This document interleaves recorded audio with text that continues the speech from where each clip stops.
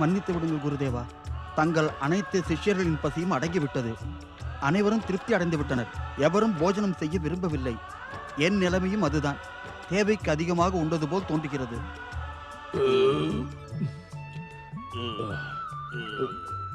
பாண்டவர்கள் வீணாக சிரமம் எடுத்துக் கொண்டு விட்டனர்.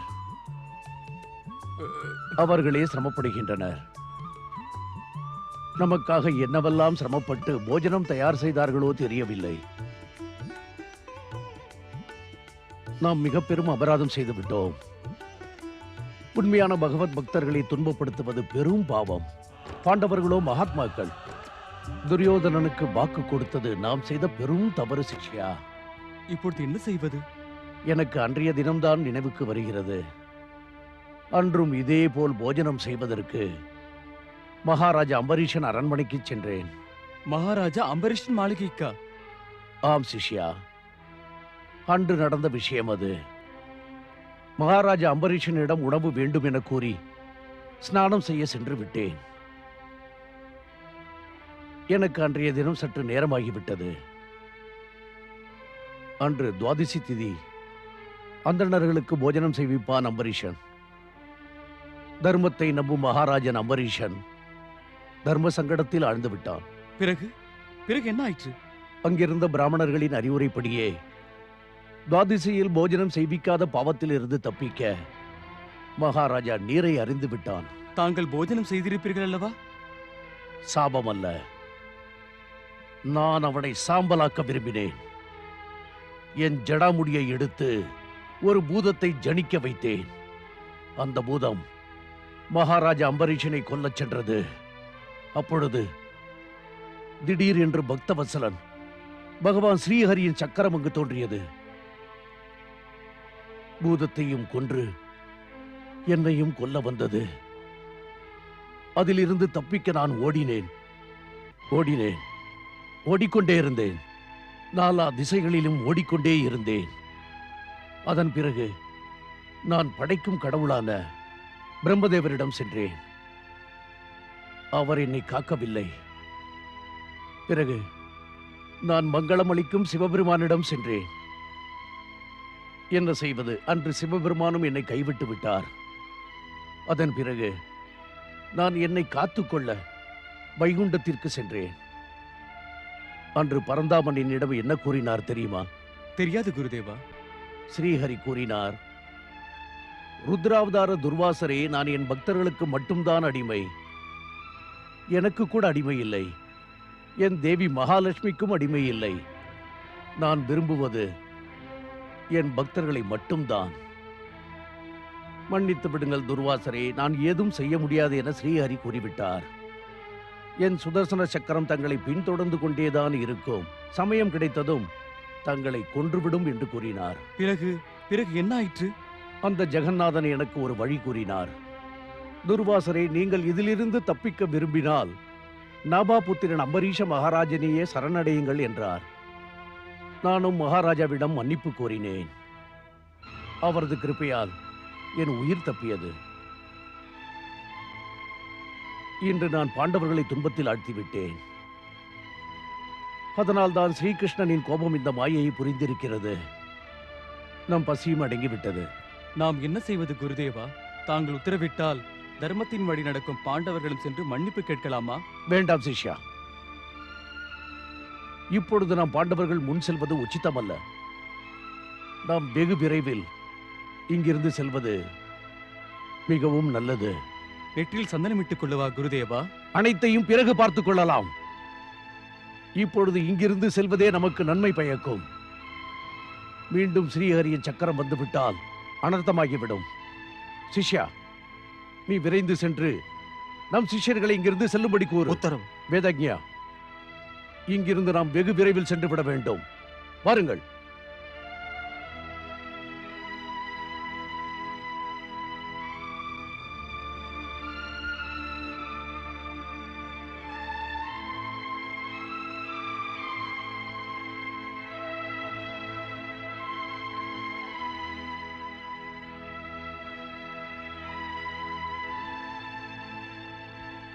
மகரிஷி துர்வாசரும் அவர் சிஷ்யர்களும் எங்கு சென்றார்கள்? அண்ணா கூறியபடி அவர்கள் நீராட இங்குதானே வந்திருக்க வேண்டும். ஐயா, இங்கு சில சாதுக்கள் ஸ்நானம் செய்வதை தாங்கள் கண்டீர்களா? ஸ்நானம் செய்வதை காணவில்லை. ஆனால் பயந்தோடுவதை நிச்சயம் கண்டேன். பயந்து ஓடினார்களா? எனக்கு எதுவும் புரியவில்லையே. எனக்கும் தான் புரியவில்லை. இதற்கு முன்பு குழந்தைகளைப் போல் ரிஷிகள் குதித்தோடுவதை நான் கண்டதே இல்லை. அவர்கள் அடிக்கடி பின்னால் திரும்பி பார்த்தனர். நான் நினைத்தேன் ஏதோ காட்டு மிருகம் அவர்களை துரத்துகிறது என்று. வயல் வேலையை விட்டுவிட்டு நான் அந்த மிருகத்தை காண்பதற்காக இங்கு வரை வந்தேன். எனக்கு எதுவுமே தெரியவில்லை. தெரிந்திருந்தால் ரிஷியை துன்புறுத்திய அந்த மிருகத்தை நிச்சயம் கொண்டிருப்பேன்.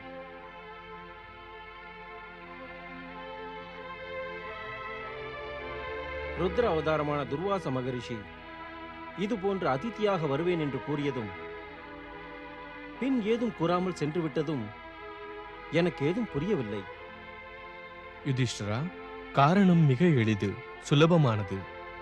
பாண்டவர்களுக்கு துரியோதனனின் சுயநலம் கொண்ட சோதனைகள் தான் காரணம். அப்படியென்றால் ரிஷி இங்கு வந்தது? ஆம் பார்த்தா, இது பற்றி நான் முன்பே அறிந்து கொண்டேன். துரியோதனன் தன் மாமா சகுனியோடு துர்வாச ரிஷியை சந்தோஷப்படுத்த மிகவும் முயற்சி செய்தான். அப்படியானால் இவை துரியோதனனின் முயற்சியால் வந்த வினையா? ஆமண்ணா, இந்த சதியின் சூத்திரதாரி வேறு யாரும் அல்ல, அந்த காந்தார மன்னன் சகுனிதான்.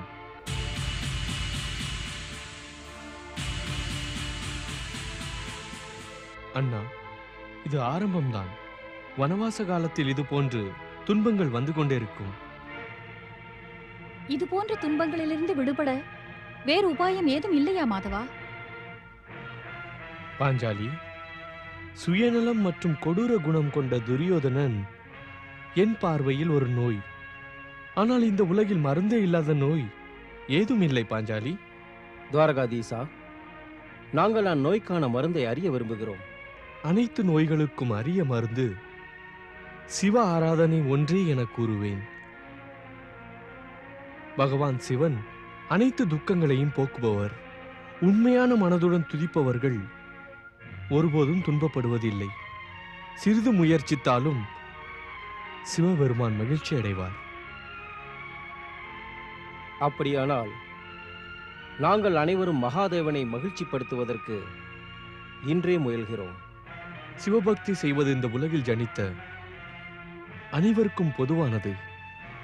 ஆனால் உங்களது துன்பத்தை நிவர்த்தி செய்ய அர்ஜுனன் ஒருவன் மட்டும் சிவபக்தி செய்தால் போதும். நானா? இல்லை கேசவா, நான் சக்தியை நம்புவேன். எனக்கு பக்தியில் நம்பிக்கை இல்லை. நீ ஏன் இவ்வாறு கூறுகிறாய் தெரியுமா? இதுவரை உனக்கு பக்தியின் சக்தி தெரியவில்லை பார்த்தா. பக்தி தீனர்களுக்கும் இயலாதவர்களுக்கும் உண்டானது கண்ணா, வீரர்களுக்கல்ல. மிக தவறான எண்ணம். உன் பேச்சை நிரூபிக்க இயலாது. ஏனென்றால் பக்தியின் சக்தி இவ்வுலகின் அனைத்து சக்திகளிலும் மிகச் சிறந்தது, உத்தமமானது.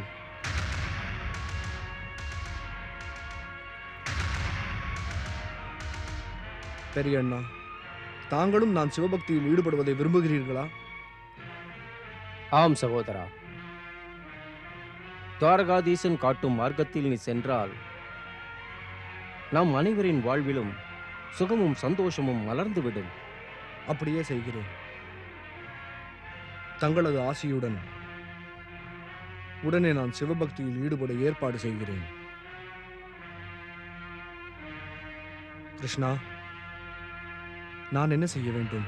பார்த்தா, முதலில் நீ உன்னை நிலைப்படுத்திக் கொள்ள வேண்டும். ஏனென்றால் பக்தியின் முழுமை மனதை அடக்குவதில்தான் உள்ளது. நீ இந்திர கீழ்பர்வதம் சென்று சிவ ஆராதனைக்கு முன்பு உன் தவத்திற்கு அகர பூஜையை இந்திரனை நினைத்து சக்கர வித்யா மூலம் இந்திரனை சந்தோஷப்படுத்த வேண்டும். தேவராஜன் மகிழ்ச்சி அடைந்து பரம பாவன புண்ணியமுள்ள உலகின் மிகச்சிறந்த சித்தி சிவமந்திரத்தை தீட்சை அளிப்பான். வெற்றி பெறுவாயாக. எனக்கு ஆசி அளியுங்கள். இந்த சிவபக்தியில் நான் வெற்றி பெற தாங்களும் வாழ்த்துங்கள். அப்படியே செல்லாதே பார்த்தா. பாஞ்சாலி, வீர அர்ஜுனனின் காண்டிபத்தை எடுத்து வா. ஆனால் கேசவா, பக்தியில் ஆயுதத்திற்கு என்ன வேலை? கேள்வி வேலையை பற்றியதல்ல, இது உனது தர்மமாகும். நீ ஒரு சத்திரியன். சத்திரிய தர்மம் உனக்கு ஆணையிடுகிறது. நீ உனது மக்கள் மற்றும் தீனர்களுக்கு உதவ உன் ஆயுதத்தை உன்னோடு வைத்துக்கொள்.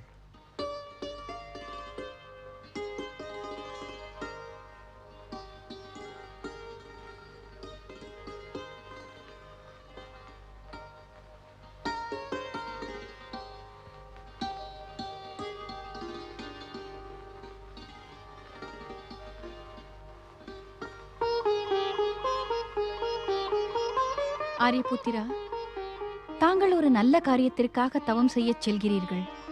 உங்களுக்கு வெற்றி கிட்டும். கொடியவர்கள் உங்களை தாக்கினாலோ அல்லது தங்களுடைய தவத்தை கெடுக்க முயற்சி செய்தாலோ அவர்களை நிச்சயம் தண்டியுங்கள். தங்களுடைய வெற்றிக்கு என் நல்வாழ்த்துக்கள். தங்கள் காண்டீவம் கொடியவர்களை கொல்வதில் சிறிதும் தயக்கம் காட்ட வேண்டாம். நான் எனது சக்தியை கொடியவர்களை தண்டிக்கவும் தன்னை காத்துக்கொள்ளவுமே பயன்படுத்துவேன். ஆனால் எனக்கு இப்பொழுது சிவபக்தியில் ஈடுபட ஆணை உள்ளது. பெரியவர்கள் ஆணையை ஏற்பது எனது தர்மமாகும்.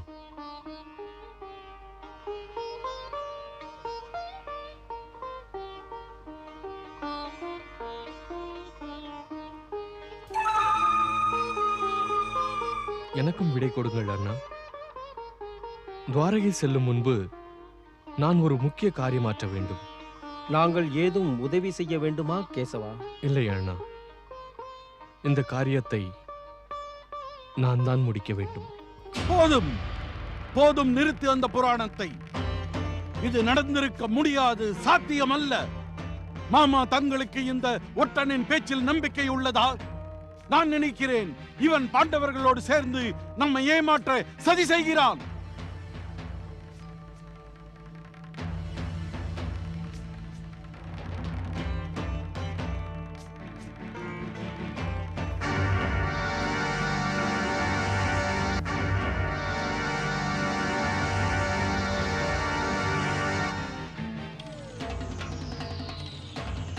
மருமகனே, இதில் அவநம்பிக்கைக்கு ஒரு காரணமும் இருப்பதாக தெரியவில்லை. அப்படியானால் இந்த ஒற்றனின் கூற்று உண்மைதானா? மருமகனே, அவன் கண்கள் அதை உண்மை என உரைக்கின்றதே. மாமா அவர்களே, கண்கள் கூறுவது எல்லாம் பொய்யாக கூட இருக்கலாம் அல்லவா? சொல்லுங்கள். இல்லை மருமகனே, கண்கள் எப்பொழுதும் என்றும் பொய் சொல்வதே இல்லை. தெய்வ ஆராதனையின் பொழுதுதான் கண்களில் பக்தி தவழ்கின்றது. சத்ரு, அதாவது எதிரியின் முன்னால் கண்களில் வேகமும் கோபமும் தெரியும். அன்பு மகன் மற்றும் சம்பந்திகளின் முன்பு கண்களில் பாசம் தெரியும்.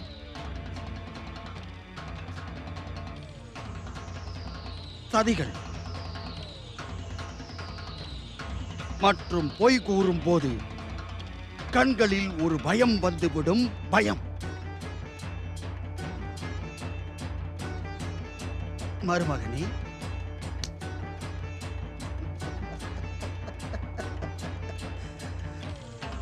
அதாவது காதலியின் முன்பு கண்களில் மயக்கம் வந்துவிடும்.